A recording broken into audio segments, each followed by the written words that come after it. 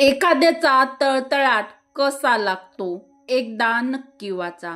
नमस्कार मित्रांनो, श्री स्वामी समर्थ। मित्रांनो, जीवनामध्ये कधीच कोणाचीही हाय किंवा तळतळाट लागून घेऊ नये, त्याचे भयंकर परिणाम भोगावे लागतात। काही लोकांना नाही पटणार हा विषय, तळतळाट म्हणजे हाय लागणे, पण ज्यांनी अनेकांचा तळतळाट घेतला आणि त्याचे भोग म्हणजे त्यांच्या कर्माची फळं ते भोगत असतात त्यांना नक्कीच पटेल। अनेक कारणांनी तळतळाट दिलेला असतो, जसे की शारीरिक, मानसिक, आर्थिक, अपमानास्पद वागणूक, कोणाचे मन दुखावले असू शकते, कोणावर अन्याय केला गेलेला असतो, कोणाची काही कारण नसताना सामाजिक बदनामी केलेली असते, चढ केलेला असेल, कोणाची हक्काची असून प्रॉपर्टी हडपली असेल, कोणाला अनिती करायला बळ दिले असेल, शारीरिक दुखापत केलेली असेल, तर कोणाचा विश्वासघात केलेला असेल, तर कधी कोणाचा गैरफायदा घेतला गेलेला असेल, ज्याने तुमच्यावर उपकार केले असतील आणि मित्रांनो तुम्ही स्वार्थासाठी त्याच्याच पाठीत खंजीर खुपसला असेल, त्याला धोका दिला असेल, त्याचा विश्वासघात केला असेल, तर समोरच्याचं मन जर तुम्ही नाराज केलं असेल, म्हणजेच समोरच्याचं मन तुम्ही दुखावलं असेल, त्रासाचे कुठलेही कारण असो, वरील गोष्टींचा समोरच्या व्यक्तीला प्रचंड त्रास होत असतो, तो खूप दुःखी होतो, म्हणजेच त्याचं मन नाराज होतं, त्याचं मनोबल कमकुवत होत असतं। पर्यायाने ती व्यक्ती प्रचंड डिप्रेशनमध्ये देखील जाऊ शकते।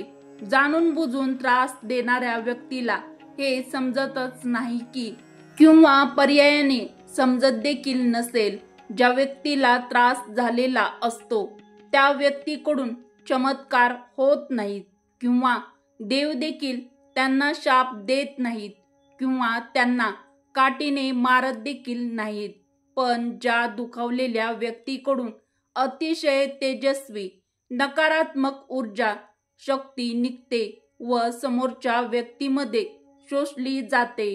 मग समोरच्या व्यक्तीने हाय म्हणजेच त्या व्यक्तीला हाय लागते, म्हणजेच तळतळाट लागतो, त्याचा तळतळाट असं म्हटलं जातं।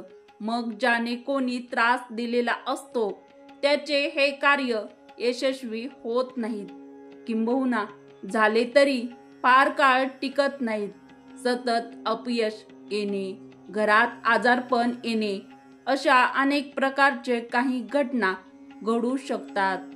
मित्रांनो, आपण किती खरे आहोत आणि किती खोटारडे आहोत हे फक्त आपल्याला व आपल्या अंतर्मनालाच माहीत असतं आणि त्या परमेश्वराला। समोरच्याचं मन दुखावलं जाणं म्हणजे पाप लागणे, त्याची परतफेड शक्यतो या जन्मात करावी लागते, म्हणजेच पाप लागणे।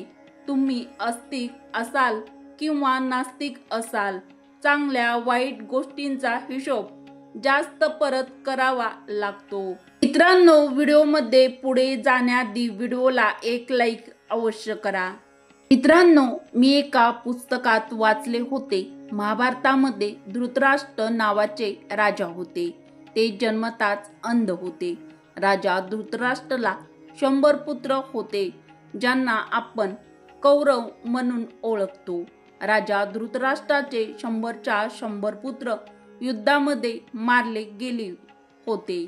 तेव्हा त्यांनी श्रीकृष्णाला विचारले की असं काय व्हावं, संबंध जीवनात मी असे कोणतेही महान पाप केलेले नाही, ज्याचा परिणाम संपूर्ण सर्वच्या सर्व माझ्या पुत्रांचा मृत्यू आपल्या डोळ्यासमोर पाहून त्यांचे दुःख सोसणे माझ्या नशिबी यावे। तेव्हा भगवान श्रीकृष्णाने धृतराष्ट्र राजाला आपले पूर्वजन्म पाहण्याची दिव्य दृष्टी दिली। धृतराष्ट्र राजाने दिव्य दृष्टीद्वारे पाहिले की साधारण 50 जन्मापूर्वी तो एक पारधी होता आणि पक्षी पकडण्यासाठी त्याने एका वृक्षाला आग लावली होती। आग लागताच बरेचसे पक्षी उडून गेले, मात्र आगीची झळ लागण्याने त्यातील कित्येक पक्षी आंधळे झाले। तर पक्ष्यांची 101 पिल्ले लहान होती, जी ती लहान पिल्ले उडू न शकल्यामुळे आगीत होरपळून मृत्युमुखी जागीच पडली। धृतराष्ट्र राजाची त्यावेळची ती क्रिया होती। त्याच्या कर्माचं फळ कित्येक जन्मानंतर धृतराष्ट्र राजाचे 100 पुत्र युद्धात मारले गेले, तेव्हाच ते पूर्ण झालं। कर्म हे फळ देऊनच शांत होतं। प्रत्येक चांगल्या वाईट कर्माचा म्हणजेच गोष्टीचा हिशोब हा होतोच। हा प्रत्येकाच्या कर्माचा सिद्धांत आहे। चांगले कर्म चांगले फळ देऊनच शांत होते, वाईट कर्म वाईट फळ देऊनच शांत होते। फक्त वेळ आणि काळ मागे पुढे होऊ शकतो, हाच कर्माचा सिद्धांत आहे। आता आपण ठरवायचे आहे की आपले कर्म कसे हवे। जैसे ज्याचे कर्म तैसे फळ देतो ईश्वर। क्षणिक सुखासाठी आपुल्या कोणी होतो नीतिभ्रष्ट। म्हणून मित्रांनो, जीवनामध्ये सत्कर्म करा, चांगले कर्म करा। श्री स्वामी समर्थ।